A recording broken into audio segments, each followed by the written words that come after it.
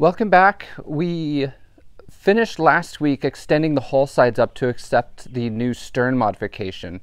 This week what I'm doing is I'm mocking up the entire cockpit, and so extending the side decks back, extending the cockpit sole back, and building the swim step area.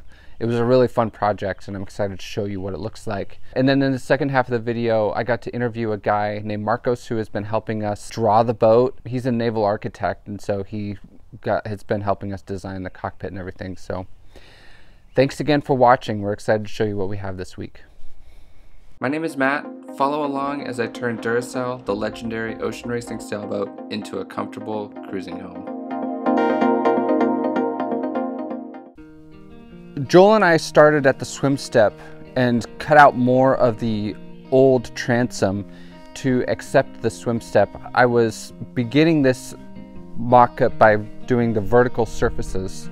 As I put these vertical surfaces in, it's kind of dictating where the rest of the surfaces are going to be. So the swim step dictates where the end of the cockpit sole is going to be. So after we had cut out the area for the swim step, we put the swim step in, and then we were able to start mocking up the cockpit sole extension. So we templated out the cockpit sole extension, and then I was able to cut it out and install that, making the cockpit sole about 2 feet longer.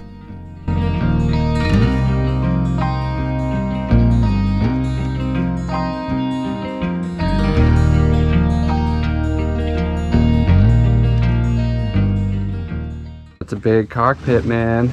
At this point I was able to remove the rest of the form for the hull sides coming up. Joel was helping to grind down the cockpit sides.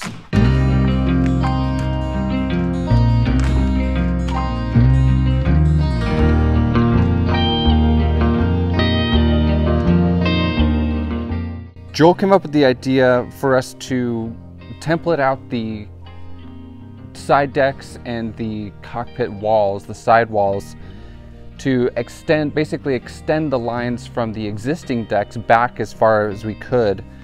And this kind of created the exact shape of the cockpit sides and deck that we needed. And then Scott and I were able to template to the insides of those battens that we used to get the shape of those decks and sides. And so then I cut out those shapes and the cockpit started to come together.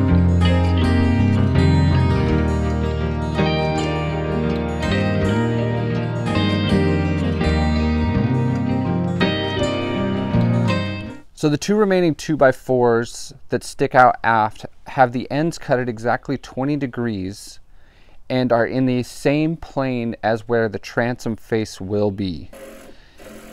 So we extended that line out to the new hull sides and used that old transom shape to extend the line out onto those hull sides so that we could cut and start trimming down the hull sides to where they need to be.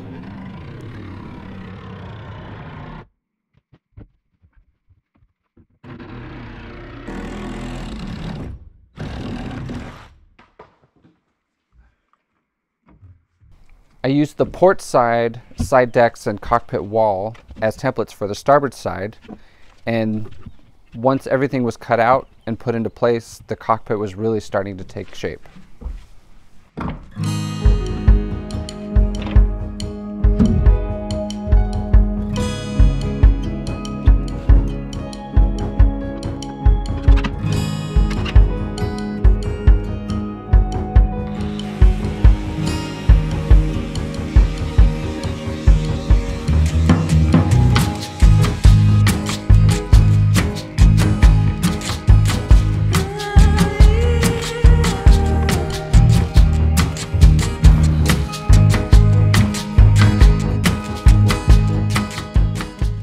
The next night I spent finishing the swim step sides and face by templating out those faces and cutting them out to fit onto the swim step area.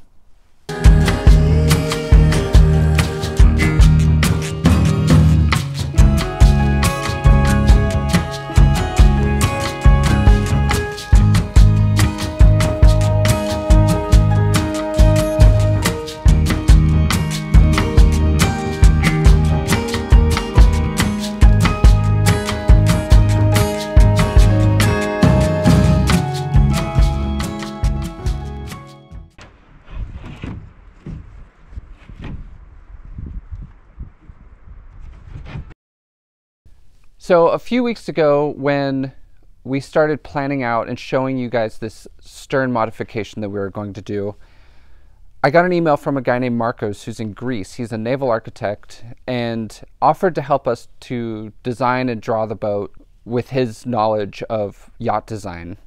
I think he saw kind of how rudimentary my CAD skills were and decided that I needed help. We've been working with him for the past few weeks, going over the different design features and everything, and it's been really, really fun working with him. Last week I had a Zoom call with him for like an hour and a half, and it was just kind of going over the boat and going over what he does and what his process is. It was really fun to chat with him. I wish I could show you the whole interview. I'm just going to show you a few clips from it. Here's the little bit of what we talked about. Now you can hear me. I can hear you. Excellent. How are you? Good. How are you doing? I'm good. I'm good. Have you been in Greece? No. Okay. Now that you're going to build Duracell, you should sail to Greece. Okay, so I've been in Glasgow for 6 years because I was doing my bachelor and my master's degree there as a naval architect, marine engineer. And I have been doing I was trying to specialize mostly to the yacht design, but not through education, but mostly through work. We are just naval architects. So we do any kind of work that a naval architect requires to do, from design a ship from the beginning, from zero, or project management for maintenance, or specific certificates that a naval architect needs to do. So I'm literally doing everything from electricals, mechanical engineering, like piping, for everything. So, yeah. Well, first of all, thank you for helping us with the Duracell project. It's been really, really fun for us. How quickly you did it is incredible. And I was wondering if you could explain like your process from how you first put pen to paper and what the process is. So if you see on this picture here, this is the lines plan that you sent me. Yep. What I did is that I went to the lines plan and I started to draw on top of the lines, the existing lines in the lines plan. Mm-hmm. So this is just according to the orientation and how the designer separated the lines plan and named the lines plan. You see here, starting from, if we start from the transom, it's 11, 10, 9, 8, 7, etc. Mm-hmm. So if you rotate and place the lines, as you can see, they named here. Yep. So if you lift it up, rotate it, and place it in the exact spot that you need to place it, you can have the lines, just the lines. Oh yeah. Which here, you can see them here. Oh yeah. Cool. If I erase this side, you will see it's only lines. And then from the lines, you build the hull. Right. If you remember, Alex and Marie actually already drew the hull for me one time, and that was extremely helpful because that kind of got me started on using CAD to draw the cockpit up. Markos, when he first started helping us, kind of took his own liberties and designed his own cockpit that he thought would be cool for the boat. And then he also drew the cockpit that I had planned to build on the boat. And so the cockpit that he designed is beautiful, and it's very creative, kind of out of the box, a little bit different from what you'd see on your average cruising yacht these days. Because here you can see hallways on the side and steps, right? Yeah. I did that because it's easier to go through steps and go up instead of going over the bench and jumping off the bench. Yep. So if you look through the doghouse from the middle, you can see the bow, you can see the mast, you can see on the sides, you can see almost everything. Totally. Almost everything. If you step on the side, I'm going to go to the new model. If I go here and step on the side, you will see that you have the whole doghouse in front of you. Yep. Which is bothering the vision. Right. Yep. Specific spot here. Yep.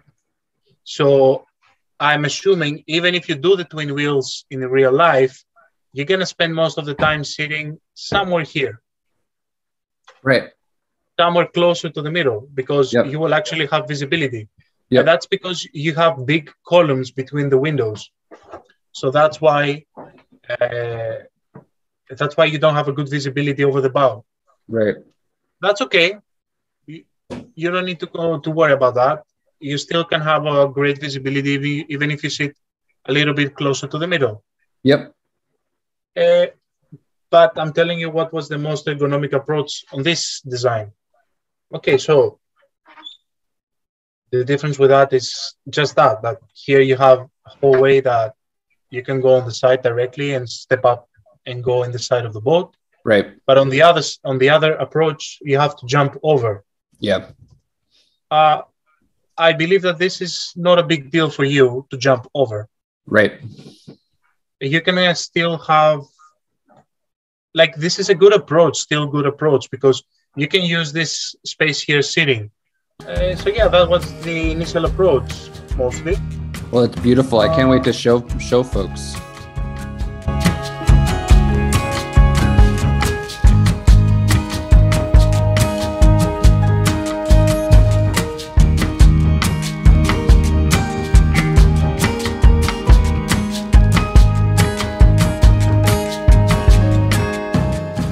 Huge thanks to Markos. He is going to continue to help us with interior design and systems design as it comes time for those projects to begin.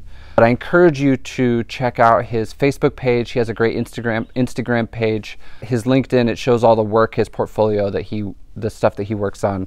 And we'll put links in the description below for those things. So thanks again, Markos. It was really fun. So you finished the mock-up. Will you give us a tour? Yeah, last night I spent a few hours mocking up the swim step, basically. So, yeah, I'm excited to show you. This is just a mock-up.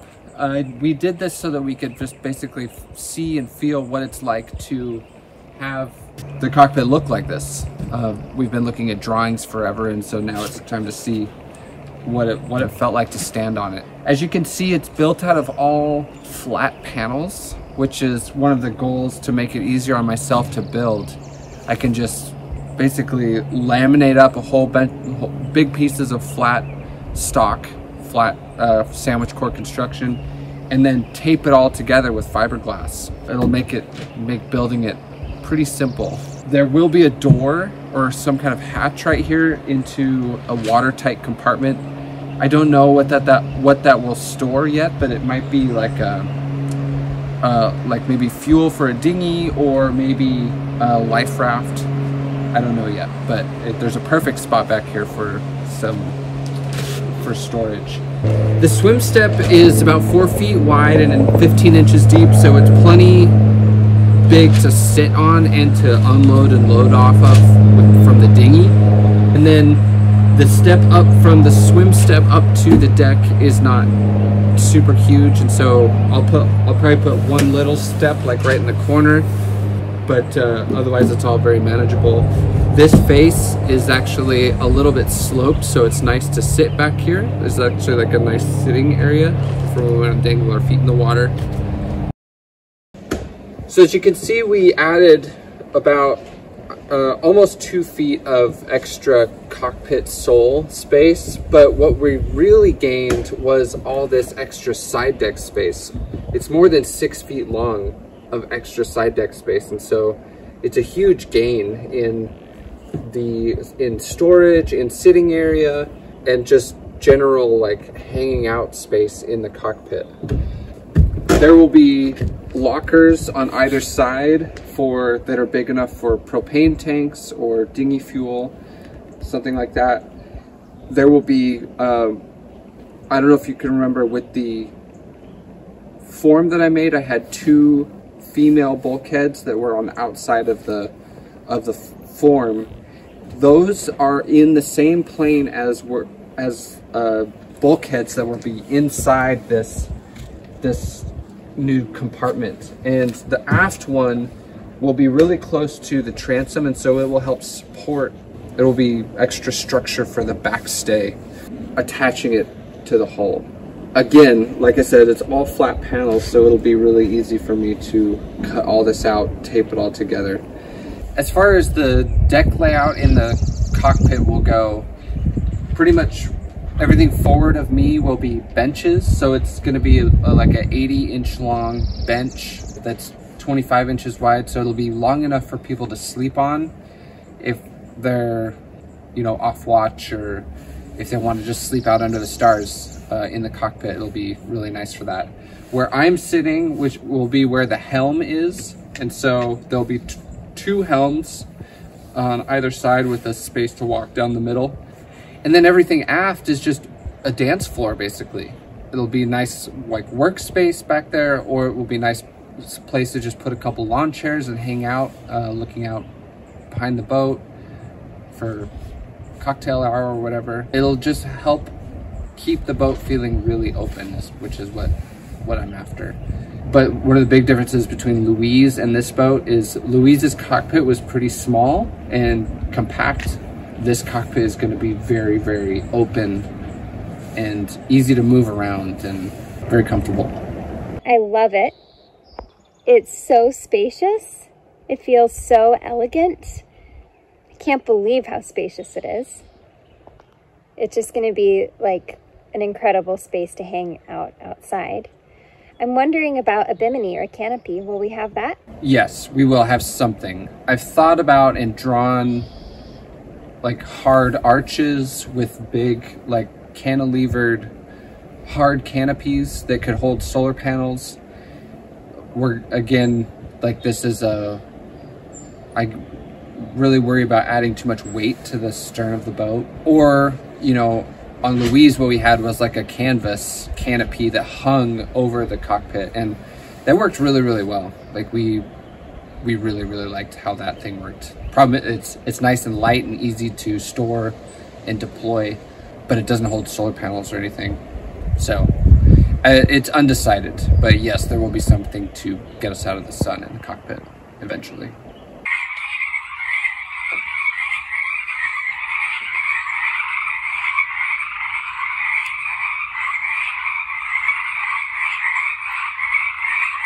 I'm not sure that Matt actually needs breaks from working on Duracell, since it seems to energize him more than anything. But sometimes we take them anyway.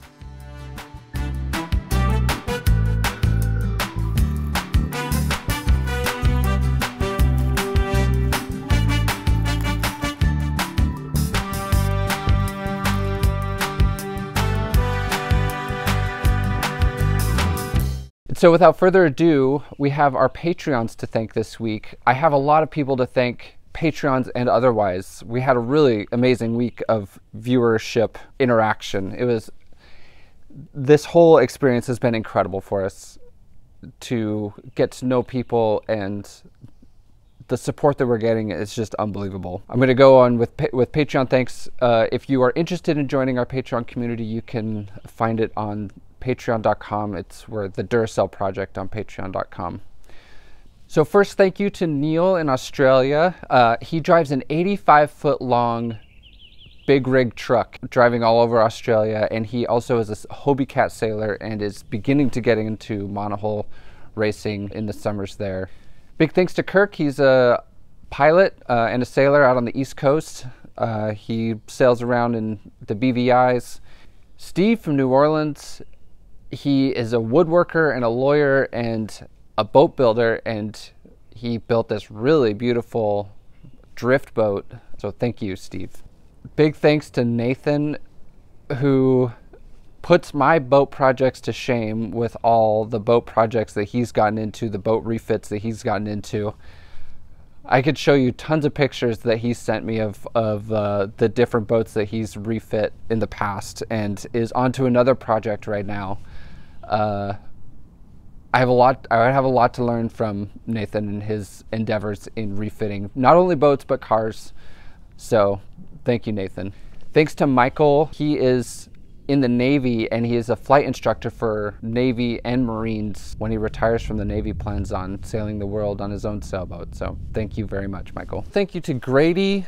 He is my dad's cousin and is down in Arizona, and we're really looking forward to him getting in his RV and coming up here to visit one day soon. Tom, who I've been getting to know down at the boatyard, donated to the project, and he has a charter boat in Alaska. He does like week-long cruises on his, it's like a 60-foot power boat. It's a gorgeous boat. It's right next to the boat I'm working on down at the yard. Super nice guy. And lastly, thank you to Len and to Ron, who we haven't heard from.